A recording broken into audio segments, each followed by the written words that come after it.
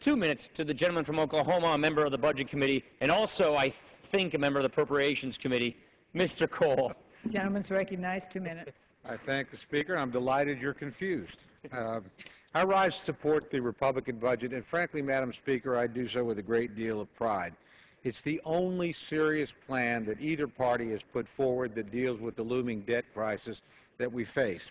It cuts $5.35 trillion out of projected spending over the next decade. It reforms Medicare and Medicaid, something everybody in this House knows needs to happen. It actually lays out the blueprint for tax reform. It deals with the sequester in a responsible way. It forces the authorizing committees to finally begin to deal with the entitlement crisis that we face, and it adds $200 billion back to defense spending over the next decade, something, as my colleague Mr. Calvert pointed out, is very much in our national interest.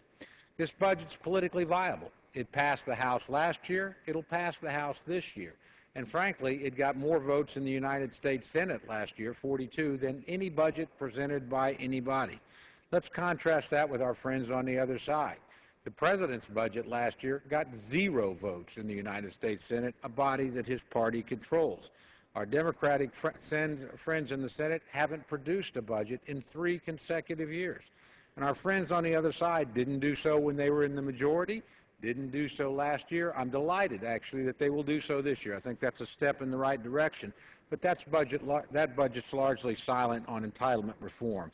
My main criticism of all the Democratic budgets is not that they can't pass, is that they're simply not serious. They don't deal with the problems that the country's facing. In my experience, Madam Speaker, a plan beats no plan. Our friends on the other side have no plan. We do. It's a plan we should embrace enthusiastically to avert the crisis that faces our country. So with that, I urge its passage, and I yield back the balance of my time.